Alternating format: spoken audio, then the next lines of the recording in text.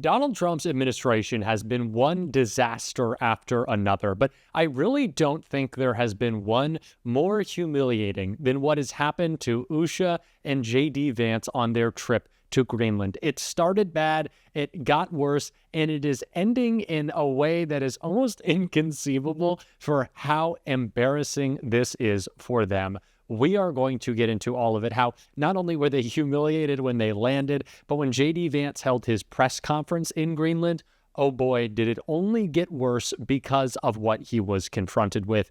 We're going to check out it all, but before we do, if I could quickly ask you to leave a like on this video, and if you haven't already and you enjoy our channel, to hit that subscribe button. It goes a long way, and it really does mean a lot to me. Now, before we can get into that press conference and what happened when they landed, I want to see where it all started with this clip from Vance right here. Hey guys, it's JD Vance, the Vice President, and you know there was so much excitement around Usha's visit to Greenland this Friday that I decided that I didn't want her to have all that fun by herself, and so I'm going to join her. I'm going to visit some of our guardians in the Space Force on the northwest coast of Greenland and also just check out what's going on with the security there of Greenland. As you know, it's really important. A lot of other countries have threatened Greenland, have threatened to use its territories and its waterways to threaten the United States, to threaten Canada, and of course to threaten the people of Greenland. So we're going to check out how things are going there. And I say that speaking for President Trump, we want to reinvigorate the security of the people of Greenland because we think it's important to protecting the security of the entire world. So this was just a tremendous mistake. The Usha Vance trip from its inception was weird. The video she posted was strange. She sounded like AI. And then JD Vance is equally uncharismatic. And no one wanted you there. They overtly did not want you there. And were saying so and continue to say so, which of course is no surprise considering what JD Vance had to say at his press conference in Greenland in this clip right here. This territory, Greenland, really matters for the security of the United States. It's extremely vulnerable right now. And if the people of Greenland were willing to partner with the United States, and I think that they ultimately will partner with the United States, we could make them much more secure. We could do a lot more protection, and I think they'd fare a lot better economically as well. This has to happen. And the reason it has to happen, I hate to say it, is because our friends in Denmark have not done their job in keeping this area safe. They just haven't done it. It's very simple. For all of our friends in the American media who attack the administration for pointing out the obvious, what is the alternative? This argument that Vance makes, and we hear it from Trump and MAGA folks about why Greenland is important for our national security. And I've got a couple of thoughts on that. The first being, if you cared about our national security, you wouldn't be using Signal to discuss war plans. If you cared about our national security, Pete Hegseth, Mike Waltz, Tulsi Gabbard would not have jobs. And also, if you are trying to strategically purchase, invade, buy, support a country or a piece of land, what about Ukraine? Like, that is the whole argument here, that Greenland is strategically, based on its location, an important piece of land to have against the Russians and the Chinese. You know, Ukraine is right next to Russia, right? Wouldn't that strategically be smart to have, to support, to like ally with? I can't even believe it. I cannot even believe the arguments they're trying to make, especially the one JD tried to give for Pete Hegseth right here. And now the same American media that covered for the Biden administration after the untimely death and the unnecessary death of 13 brave Americans is really interested in forcing the President of the United States to fire someone because of a Signal chat, That is not honest behavior from the American media. And if you think you're going to force the President of the United States to fire anybody, you've got another thing coming. President Trump has said it on Monday, on Tuesday, on Wednesday, on Thursday, and I'm the Vice President saying it here on Friday. We are standing behind our entire national security team.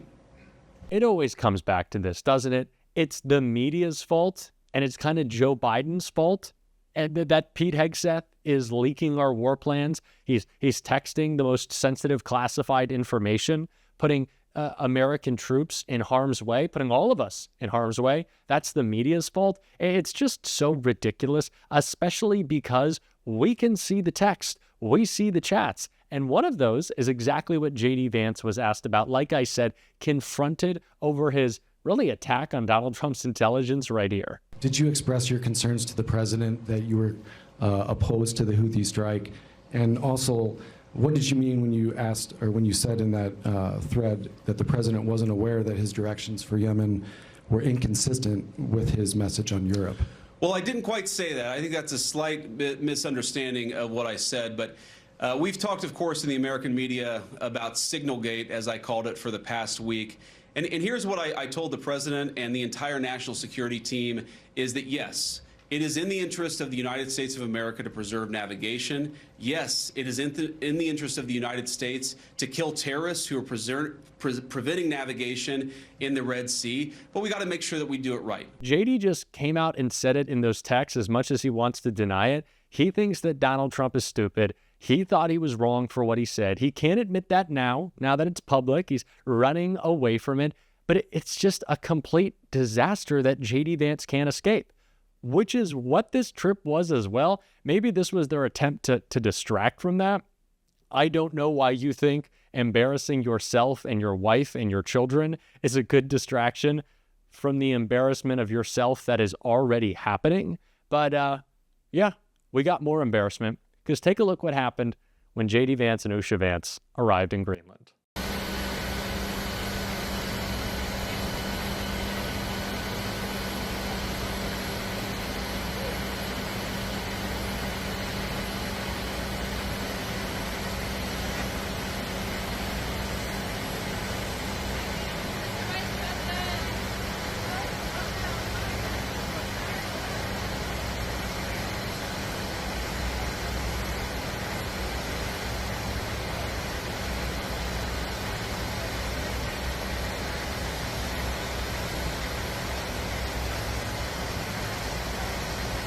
Now, when a president or a vice president or even like a member of Congress is landing in a foreign nation, going to see an ally, there's always just like the red carpet, quite literally, is rolled out. There's lots of representatives. There's people to greet them.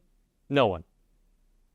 2 U.S. troops, because he's visiting one of our bases. But no officials, as they promised. J.D. Vance and Usha just had to... are we moving? Oh, okay, this is it.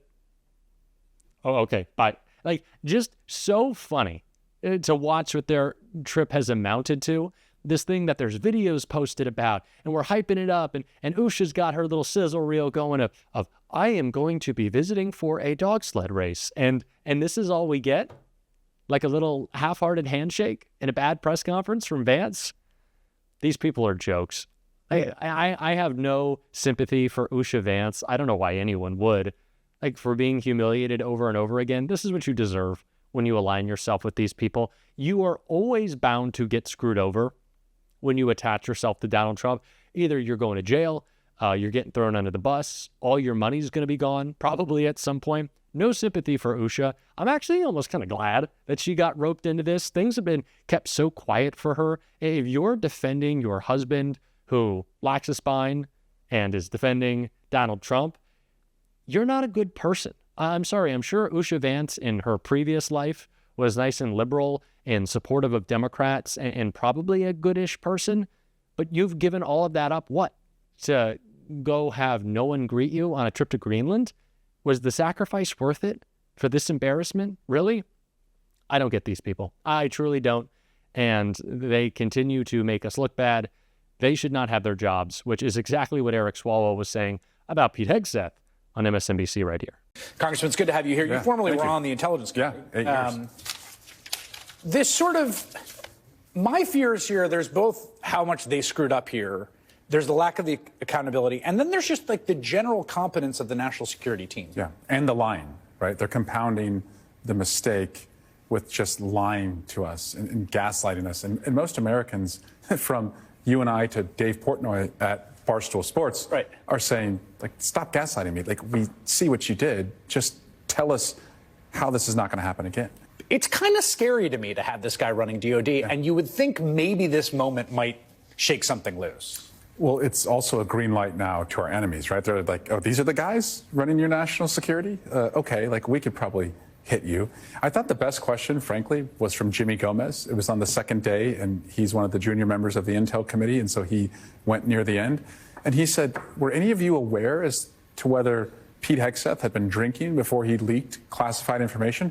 Which was a completely fair question. Like, who cares, like, if anyone in America drinks, except the guy who promised he would stop drinking because he had an acknowledged problem when he was going to do this job. So the question of did he keep his promise was completely legitimate considering all the baggage he brought to the job. Stopping attacks is so important at so many levels. First, the sort of moral level and the harm and safety of the American people, but also what happens after that. That's right. You know, if 9/11 never happened, the world's a very different place. If October 7th never happened, the world's... And so the people that are now charged with that kind of thing, having this level of competence is pretty worrying. And it's also a deterrent, right? Like, stopping an attack shows the enemy that you're watching and you're up for what it takes to stop them. And these guys are not up for it. And I also have not heard from any of them that they're not going to do this in the future. And when the president says today, well, maybe it was a problem with Signal. Okay, well, if it was a problem with Signal, they shouldn't be using Signal, you know, for operational activity. So there's nothing good that comes out of this. And every single person on that group text, because none of them said, hey, who's the weird number in here that no one recognizes?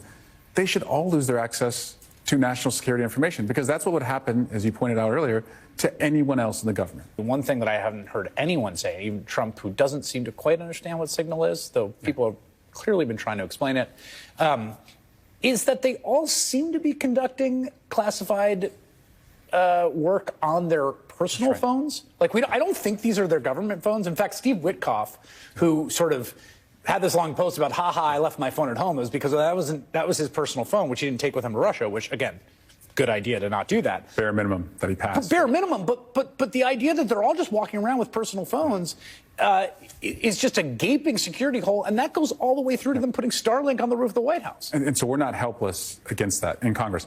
Every single hearing, every single official in national security, we should ask them, are you using your personal phone? Are you using Signal to conduct operations? And Pete Hegseth shouldn't have his job. I don't know why he still does. J.D. Vance would tell you it's because of the media. Ooh, the media. Scary. The media. They're coming for you. I don't even know. I don't even know anymore. I can't take these people seriously. I'm like losing it every time I have to watch J.D. Vance speak and try to give his BS arguments on behalf of the most incompetent and dangerous people in our government. We don't even know if Pete Hegseth was drinking. We're not even going to get into it. We will in a different video. I've had enough of J.D. Vance. I've had enough of Usha Vance. I've had enough of all of this. But we're going to keep calling him out. And if you want to support that and me going crazy at these people, of course, you can hit that subscribe button, leave a like on this video. And if you stuck around to the end, I know it's hard to when we have to listen to them, but you can drop a blue heart in the comments. And until next time, I'll see you soon.